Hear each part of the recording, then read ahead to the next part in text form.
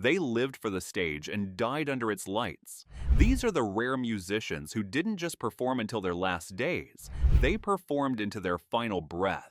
From heart-stopping finales to tragic collapses, this list captures the haunting, powerful moments when artists died in the middle of a song. Here are 15 musicians who tragically died mid-song, forever frozen in the music. Enjoyed. Mark Sandman. Mark Sandman wasn't your typical rock frontman. He didn't scream. He didn't shred. He murmured lyrics like secrets. Armed with a custom two-string slide bass and a smoky baritone, he led the alternative band Morphine, a trio known for their unconventional mix of jazz, blues, and minimalist rock. Albums like Cure for Pain and Yes drew a cult following in the 90s, especially among fans tired of the mainstream grunge flood. Sandman brought cool detachment and raw emotion into perfect balance. But on July 3, 1999, during a performance at the Nel Nome del Rock Festival in Palestrina, Italy, Sandman's enigmatic quiet came to a sudden stop. In the middle of a song, without warning, he collapsed on stage. At first, many in the audience thought it was part of the performance. His presence had always been theatrical, even ghostly, but seconds stretched into silence. Medical teams rushed on stage, but Sandman had suffered a massive heart attack. He was pronounced dead shortly after. His bandmates were left stunned, fans devastated. In a bitter twist of poetry, Sandman died doing exactly what he loved, pouring emotion into a stage bathed in music. There were no goodbyes, no final statements, just one final note that hung in the air, a dream interrupted. His death sealed his legend and made Morphine's music all the more haunting. Nick Menza didn't just keep time, he unleashed thunder behind the drum kit. As the powerhouse drummer of Megadeth during their golden age in the 1990s, he played on landmark albums like Rust in Peace and Countdown to Extinction, known for their technical mastery and relentless aggression. Menza brought precision and creativity to every beat, earning admiration from fans and fellow musicians alike. By 2016, Menza had shifted gears from arena thrash to an intimate fusion group called OHM. On May 21st, he took the stage at a small club in Los Angeles called the Baked Potato. The room was cozy, the fans close enough to see the sweat on his brow. In the middle of the set, during a song he was powering through with Familiar Fire, Menza suddenly collapsed behind the drums. At first, nobody panicked. Maybe it was part of the show. Menza was known for sudden bursts of energy and playfulness, but when he didn't get up, the silence turned heavy. Medics rushed in, but it was too late. Nick Menza had suffered a massive heart failure and was gone before help could reach him. His death was a seismic shock in the metal community. For fans, the image of him slumped over his beloved kit, his final beat unfinished, was heartbreakingly poetic. Nick Menza gave everything to the rhythm. His final moments were not in retirement or obscurity, but right in the groove, drumming, creating, and connecting with those who loved his music. Country Dick Montana Country. Dick Montana was a storm in cowboy boots, a cult icon in the roots rock and cowpunk scenes of the 1980s and 90s. He blended humor, chaos, and country grit into a wild cocktail that captivated every stage he set foot on. As a founding member of the Beat Farmers, Montana's booming voice and over-the-top personality became their trademark. Songs like Happy Boy and California Kid were less about polish and more about attitude. On November 8, 1995, Montana was performing at a live show in Whistler, British Columbia. The band was in full swing. The room was alive with the kind of unfiltered energy only he could summon. Then, mid-song, as he belted out lyrics with a grin and a sweat-streaked face, he slumped behind the drum kit. At first, the crowd thought it was part of his bit. He was known for fake fainting and unpredictable antics. But this time, he didn't get up. Montana had suffered a fatal heart attack. He was just 40 years old. In an instant, the rowdy celebration turned to disbelief. Fans stood frozen, many refusing to believe the wild man was truly gone. It was an ending he might have written himself, sudden, dramatic, and forever etched in memory. His legacy lives in laughter, in fist-pumping choruses, and in that final moment when the beat stopped, and so did he. 4. Mike Scaccia. Mike Scaccia played the guitar like it was an extension of his soul, fast, relentless, and without compromise. As the lead guitarist for industrial metal giants Ministry and the thrash band Rigor Mortis, Scaccia was known for machine gun tremolo picking and punishing speed. He wasn't just fast, he was precise, a human metronome wrapped in distortion. On December 22, 2012, Scaccia reunited with Rigor Mortis for a special birthday show at the Rail Club in Fort Worth, Texas. The room pulsed with raw energy. Old friends, longtime fans, and fellow metalheads gathered for a night of nostalgic fire. In the middle of one of the songs, his fingers dancing furiously across the strings, Scaccia suddenly collapsed on stage. The music didn't stop immediately. It wasn't unusual for him to drop to his knees mid-riff, but this time, he didn't move. He had suffered a fatal heart attack, and despite desperate efforts to revive him, Scaccia passed away right there under the lights. He was 47 years old. His death sent ripples through the metal community. This was a man who had helped shape a genre, who gave underground music teeth. He didn't die on a tour bus or in a hospital. He died mid-song, mid-riff, giving every ounce of himself to the moment. For fans who were there that night, that final performance wasn't just unforgettable, it was sacred. Bruce Hampton. Bruce Hampton didn't just play music, he bent it. A pioneer of the jam band movement, Hampton was as much myth as man. With his eccentricity, humor, and fearless experimentation, he became a mentor to generations of Southern musicians. As founder of the Aquarium Rescue Unit, he created a space where jazz, funk, bluegrass, and rock swirled into something indescribable. On May 1, 2017, Hampton's friends and disciples gathered to celebrate his 70th birthday at Atlanta's historic Fox Theater. The lineup was a who's who of jam legends, and the mood was electric. During the final encore, surrounded by music, love, and applause, Hampton collapsed on stage mid-song. At first, nobody reacted. He had a history of stage antics. They thought he was joking, but seconds passed. The music slowed. Concern spread. The surreal became real. Bruce Hampton died later that evening, but what he left behind was more than a performance. It was a finale, a celebration of a life that blurred every line music ever knew. He exited the world the way he lived in it, improvising, surprising, and right in the middle of the music. Les Harvey. Les Harvey was a rising star of British blues rock, known for his gritty guitar tone and expressive solos that cut straight through the soul. As the co-founder and lead guitarist of Stone the Crows, he was part of a powerful lineup with vocalist Maggie Bell, often dubbed the British Janis Joplin. The band was building serious momentum in the early 70s with its emotional performances and raw sound that felt both soulful and electric. But on May 3, 1972, Harvey's promising trajectory was cut short in the most tragic way possible. While performing at Swansea Top Rank in Wales, Harvey reached for a microphone that hadn't been properly grounded. The second he touched it, a powerful surge of electricity jolted through his body. In front of a live audience and horrified bandmates, Les Harvey was electrocuted on stage. He died at just 27 years old. It was a death that shook the entire live music world. The horror of watching a talented young musician struck down mid-performance led to a renewed focus on stage safety and electrical regulations at concerts. But for fans of Stone the Crows, it was more than a cautionary tale. It was the loss of a guitarist who was just beginning to carve out his legend, silenced not in a studio, not in a hotel room, but in the middle of the music he lived for. Harvey's final chord never landed, but the memory of that night still echoes. A rising star gone too soon, mid-song, mid-dream. 7. Hashian Sibsib. Hashian was the rhythmic backbone of one of classic rock's most iconic sounds. As the original drummer for Boston, he helped drive massive hits like More Than a Feeling, Peace of Mind, and Don't Look Back.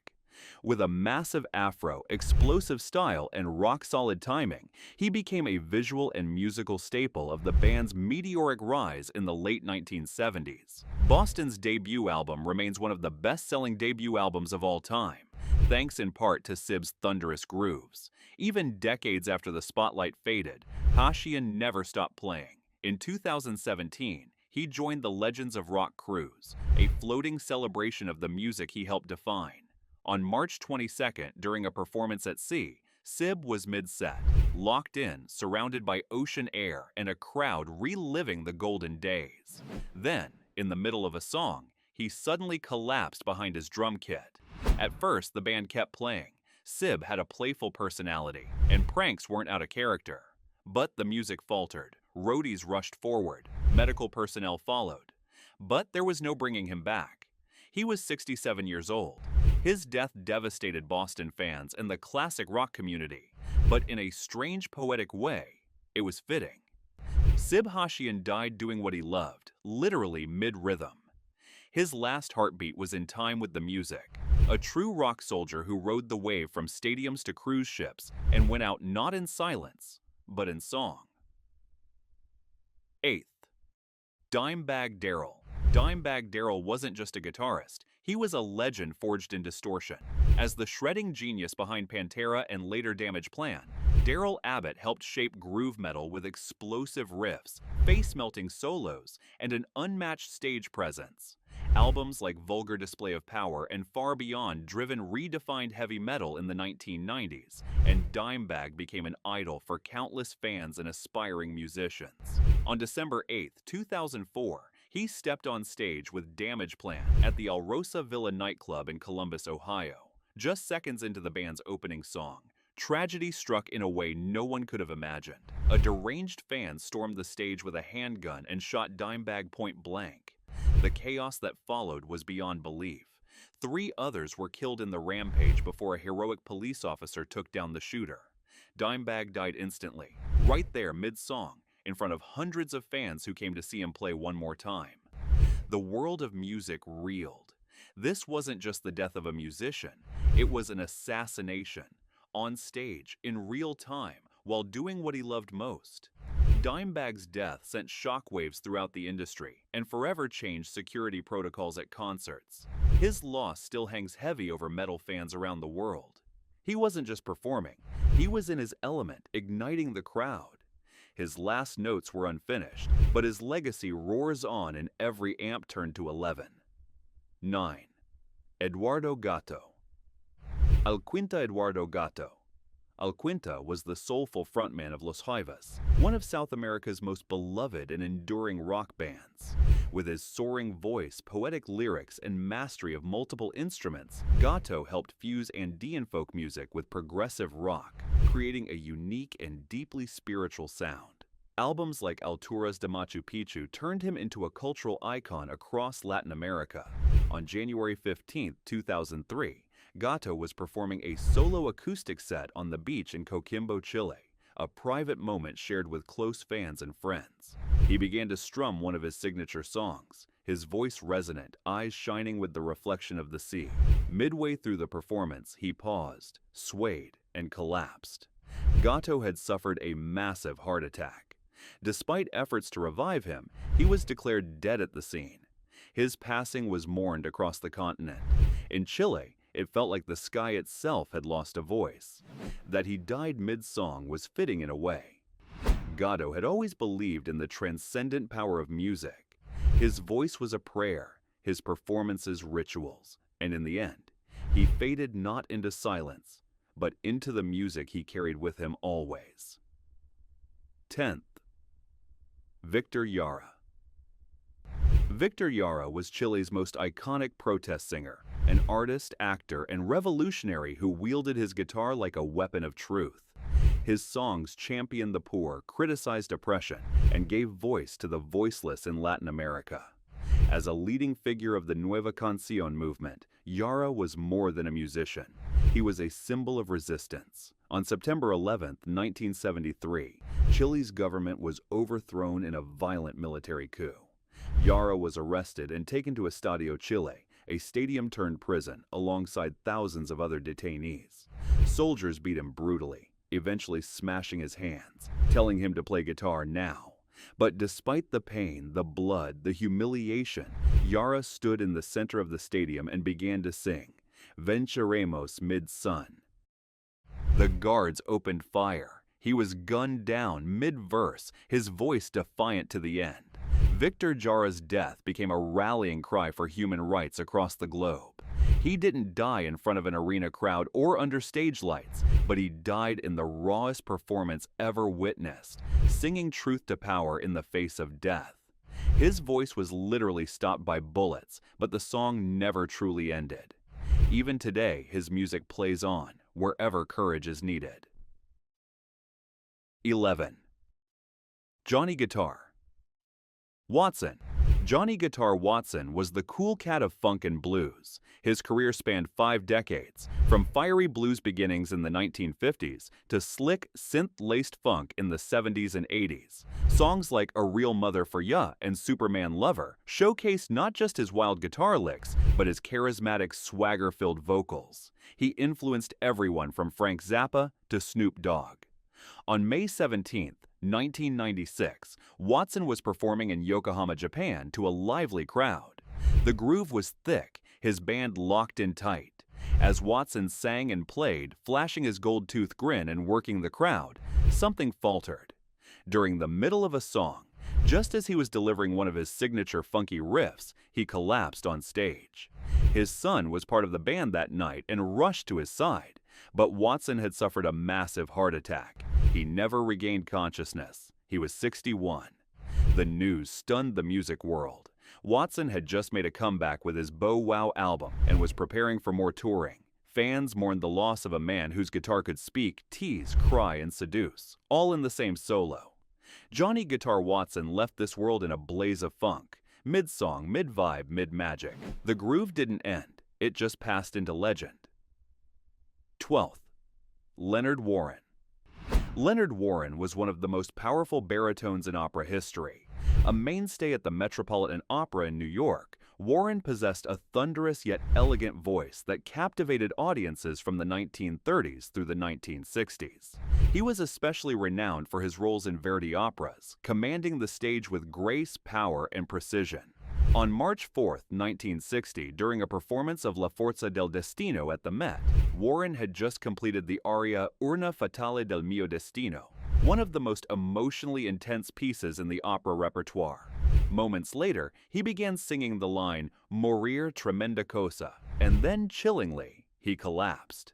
The audience, stunned into silence, had no idea what to make of it. Behind the curtain, chaos unfolded.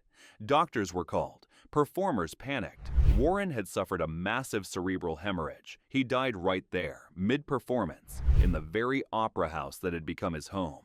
His death sent shockwaves through the opera world. A man who had given his life to art, quite literally gave it on stage. And the line he died singing, to die, a momentous thing, became one of the most eerie and unforgettable coincidences in operatic history. For opera lovers, Leonard Warren's final performance wasn't just theater.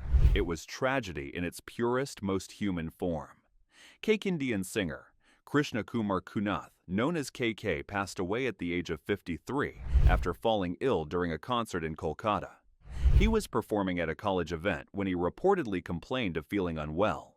He was taken to a hospital, but was pronounced dead shortly after. The exact cause of death is still under investigation, but a preliminary report suggests a possible cardiac arrest. These 13 artists died mid-song, caught in the very act that defined them. Their voices, their instruments, and their passion became their final breath. They didn't fade away quietly. They went out in rhythm, in melody, in truth. Subscribe for more untold stories. And remember, the music never really stops.